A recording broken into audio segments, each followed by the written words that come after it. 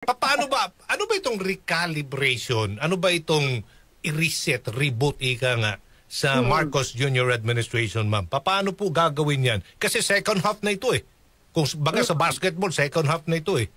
Oh, ano po Okay. asahan ng taong bayan dito sa recalibration, reset? Opo. Sabi nga natin, ang Pangulo nakikinig. Sabi natin, ang mga lehitimong oposisyon ay pinakikinggan ng Pangulo.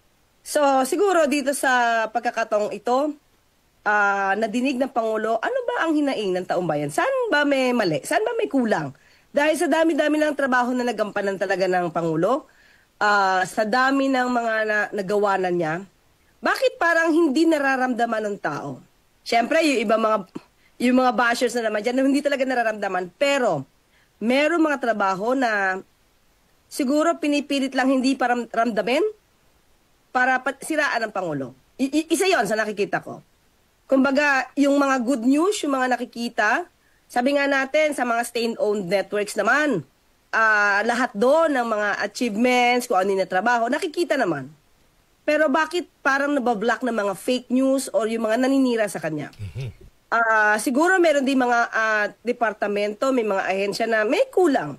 So yun yung tinitignan ng Pangulo, sino ba ang mali? Sino ang kulang? Sino ang may issue ng anomalya? So, nako, ayan, napanood nyo naman po yung ating paunang video.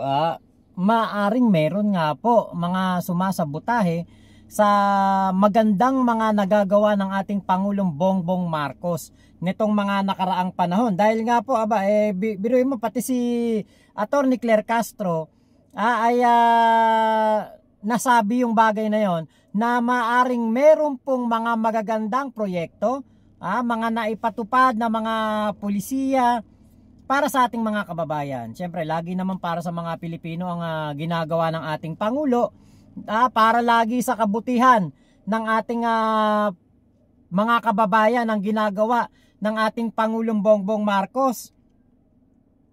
Ngayon, 'di ba?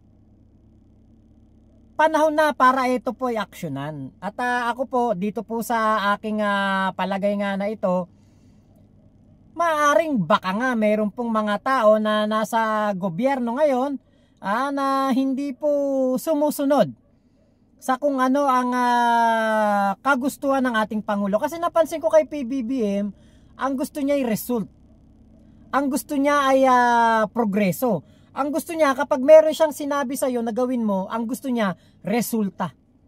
Hindi palusot. Kaya nga ito, sabi nga ng Pangulo, di ba? Tama na ang palusot. Kung hindi mo kayang gampanan ng trabaho mo, may ibang handang maglingkod. Tama na yung palusot. Di ba? Tama na itong mga ano na to, mga kumbaga pagrarason, pagdadahilan kung bakit hindi magawa ang isang bagay o ang isang proyekto. Na tingin ko kasi lahat ng ginagawa ni PBBM para sa ikabubuti ng ating bayan eh. Yan ang napansin ko kay PBBM eh. Diba kaya nga po, etong bagay na ito, hindi ito basta-bastang announcement. Ito ang katotohanan. Kailangang marinig ng lahat sa gobyerno. Diba na hindi po kayo untouchable. Hindi porke napwesto kayo sa gobyerno, hindi porke napwesto kayo sa pamahalaan ng ating Pangulong Bongbong Marcos, inilagay kayo dyan ni PBBM, parang ang dating, imperyo na namin to, kaharian na namin to, bahala na kami dito, bahala na kayo kung kailan kami a-action. Hindi po pwede yun. Kaya nga sabi diba ni PBBM, tapos na yung panahon ng mga comfort zones. Kaya nga dun sa podcast na, alam nyo, napakaganda ng podcast na. Ewan ko lang kung bakit yung iba hindi nagustuhan yung podcast ni PBBM.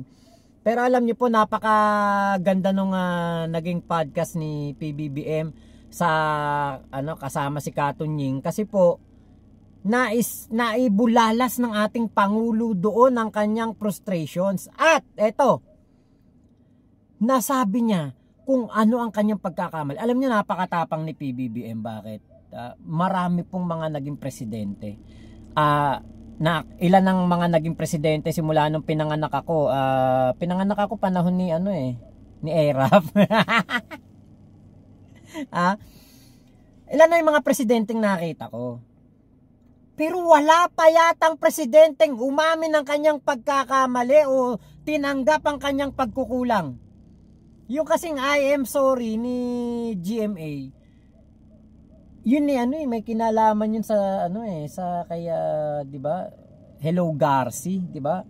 Hindi ko yun masasabi na yun ay kumbaga yun ay ginusto ni GMA. Etong dito kay PBBM, hindi niya to ginusto eh.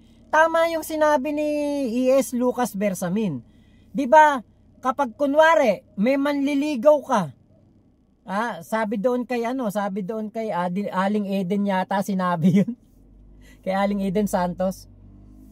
Kunwari may manliligaw ka o tapos nagustuhan mo din. O, 'di ba hindi mo naman talaga alam kung ano ba kakayahan niyan, ano ba ugali niyan, yan ba'y masipag, yan ba'y tamad, yan ba'y responsable. 'Di ba? Hindi mo naman talaga kilala yan. Ngayon kapag nailagay mo na yan sa pwesto, saka mo palang malalaman ang kanyang performance, saka mo palang malalaman kung kaya ba niya ang trabaho. Ganun ang nangyari kay PBBM. Siyempre, maganda, nagtapos sa ganito, nag-aral ng ganito, mukhang maganda ang kanyang credentials, maganda ang kanyang job. Ano tawag dito? Yung employment certificate. Ang dami. Sige, lagay natin to sa ganitong kunwari Department of ganito, nilagay doon. 'Di ba ngayon, after 3 years siguro na tinitignan ni PBBM, baka may mga nagagawa naman, kaya lang nakukulangan. Kasi nga si PBBM nakita ko man of actions, gusto niya mabilis na action, mabilis na pagkilos. 'Di ba kaya po katulad niya na ilagay ang isang Attorney Claire Castro sa ating PCO, Malacanang Press Corps. Bakit? Ba't nailagay diyan? Kasi mabilis na action sa fake news. Kaya nga maraming galit kay Attorney Claire. Kala nga nila kasama si Attorney Claire sa masisibak hindi nila alam. Si Attorney Claire hindi mawawala yan. Kasi maganda pong ginagawa niya na pagkontra sa fake news ng mga kababayan natin na ayaw sa gobyerno ngayon, 'di ba? Kaya po ito yung magandang ginawa ng ating pangulo. Tinanggap niya na meron siyang pagkakamali, meron siyang pagkukulang, 'di ba? At yung katapangan na tanggalin mo o hamunin mo ang lahat ng iyong tauhan para mag-courtesy resignation, 'di ba? Talagang yan, talagang hindi po pangkaraniwan yan. Saka isa pa, walang labag sa batas dito. Lahat po ito ginawa ng ating Pangulo. Kapag ba hindi ka na nakakatulong sa bayan, talagang papalitan ka. Ganito dapat ang standard ng ating gobyerno. Ganito dapat ang standard ng pamahalaan. Sa mga darating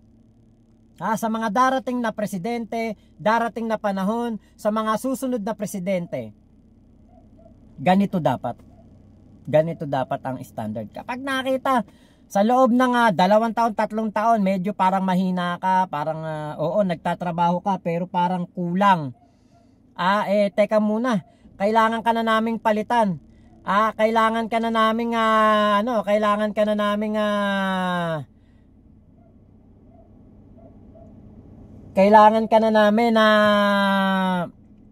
i-evaluate.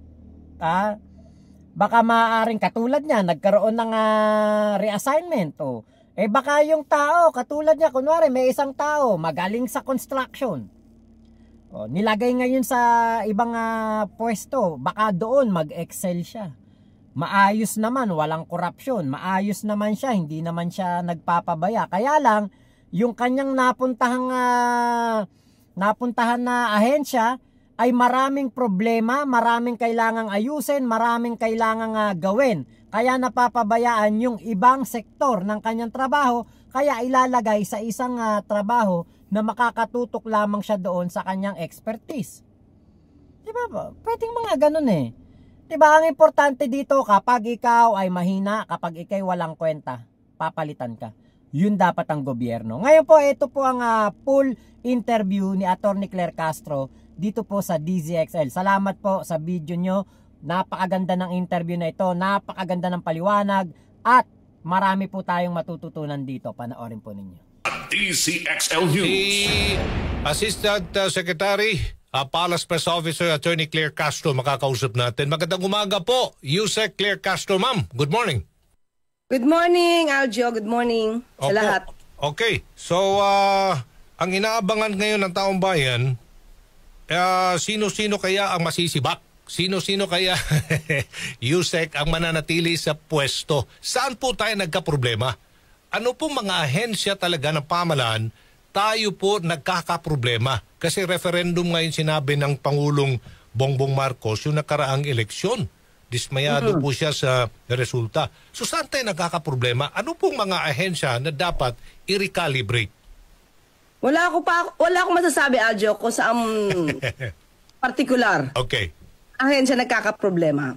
Hintayin na lang natin siguro kung ano ang magiging desisyon ng Pangulo at makikita natin kung sino yung mananatili at sino yung mawawala. Pero meron ho talagang masisibak, Yusek? Meron? Of course, meron. Kasi hindi man magpapanawagan ng Pangulo ng courtesy resignation kung satisfied naman siya sa trabaho ng lahat. Oo. Marami no kasing lumalabas eh. May kung sa Bisaya pa huhungihong, di ba? May mga bulong-bulungan, ayan, papalitan niya mga pangalan na yan. Opo, o paano yung po sasagutin niya? Nagkalat na sa social media, may mga pangalan na lumalabas. Yusef, pagkakataon niyo na pong sagutin yan. Yan ang mahirap, nasa mga nag-speculate, di ba? Nagmamagaling-magaling sa mga politika. Pero hayaan natin ang Pangulo, pinangungunahan nila yung Pangulo. Hayaan natin ang Pangulo mag-decide on that. Okay. Natin munang pansinin yung mga, yung mga chismis sa tabi-tabi. Maraming chismoso eh. Well, anyway, paano ba? Ano ba itong recalibration? Ano ba itong i-reset, reboot, ika nga, sa Marcos Jr. administration, ma'am? Paano po gagawin yan? Kasi second half na ito eh. Kung baga sa basketball, second half na ito eh. Ano po asahan ng taong bayan dito sa recalibration, reset? Opo. Sabi nga natin, ang Pangulo nakikinig. Sabi natin, ang mga lehitimong oposisyon ay pinakikinggan ng Pangulo. So, siguro dito sa pagkakataong ito, nadinig ng Pangulo, ano ba ang hinaing ng taong bayan? Saan ba may mali? Saan ba may kulang? Dahil sa dami-dami ng trabaho na nagampanan talaga ng Pangulo, sa dami ng mga nagawa na niya, bakit parang hindi nararamdaman ng tao? Siyempre, yung mga bashers na naman dyan, hindi talaga nararamdaman. Pero, meron mga trabaho na siguro pinipilit lang hindi para ramdamin para siraan ng Pangulo. Isa yon sa nakikita ko. Kumbaga, yung mga good news, yung mga nakikita, sabi nga natin sa mga state-owned networks naman, lahat doon ng mga achievements, kung ano yung trabaho, nakikita naman. Pero bakit parang nabablock ng mga fake news or yung mga naninira sa kanya? Siguro meron din mga departamento, may mga ahensya na may kulang. So yun yung tinitignan ng Pangulo, sino ba ang mali? Sino ang kulang? Sino ang may issue ng anomalya? So ilan lamang yan sa maaaring naghahimok sa Pangulo na, teka lang, dapat ko malaman kung ang aking mga tao dito ay nagtatrabaho para sa taong bayan. Pag hindi, siyempre, si Bak. Meron ba talaga petiks-petiks ika nga, ma'am, sa mga departamentong ito na talagang pabaya, talagang walang ginagawa, talagang tamad? Sa akin, Aljo, wala akong masasabi pa. Okay. Nasa pagsusuri yan ng Pangulo. So, hindi ko masasabi kung meron.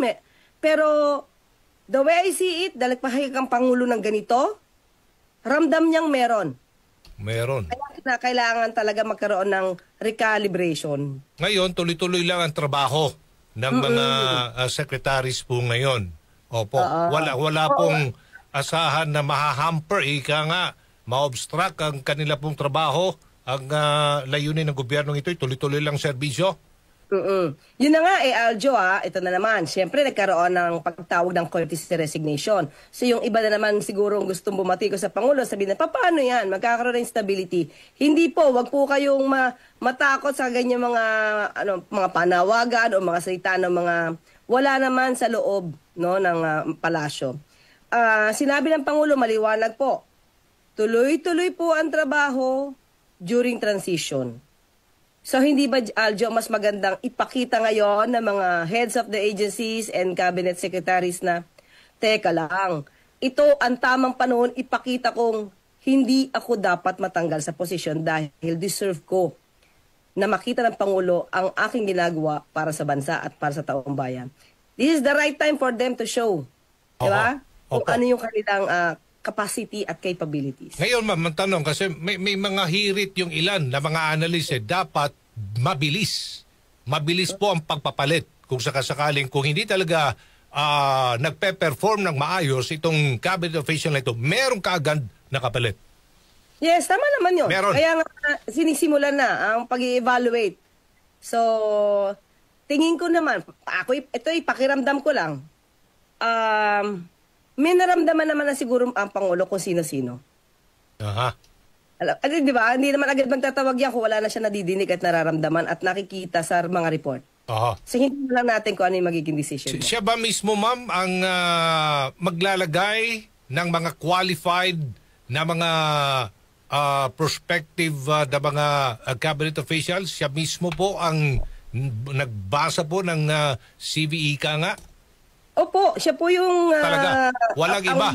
Aral niya na siguro may mga katuwang po tayong may katuwang ang Pangulo sa pag-evaluate pero pansarili po niya yan at siya po mismo ang magsusuri kung itong aking naging head ng agency ito ay nararapat pang manatili. Okay, mensahe na lang sa pangkalahatan. Alam kong busy-busy ko kayo, USEC Attorney Claire Castro, dito po sa courtesy resignation ng lahat ng mga cabinet secretaries ng Pangulong Bongbong Marcos at anong asahan ng taong bayan. Yes, unang-una, wag po kayo mag-alala dahil ang Pangulo po, ang ginagawa pong ito ay para sa inyo rin po at para sa bansa. Tandaan po natin, hindi po magkakaroon ng stability, wag po kayo matakot. Parang nawawala ako sa iyo. Ayan, wag po silang matakot. Okay ba ang aking signal, Aljo? Siya, narinig ko kayo, narinig. Ayusin lang natin. Go ahead po, ma'am. Go ahead. Okay. Wag pong matakot ang taong bayan. Ginagawa po ito ng Pangulo para sa inyo. Ginagawa po ng Pangulong Marcos Jr. ang lahat ng ito para sa taong bayan at sa bansa. Pipili po siya na nararapat para mas mabilis ang trabaho at walang maging issue sa anumang anomalya. At tuloy-tuloy pa rin po ang trabaho during the transition.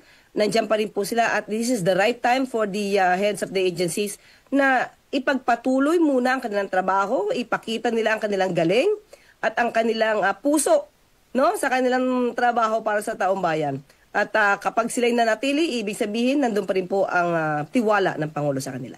Okay, maraming salamat Attorney Claire Castro, Undersecretary and Palace Press Officer. Good morning po, ma'am. Thank you. Salamat, Aljo.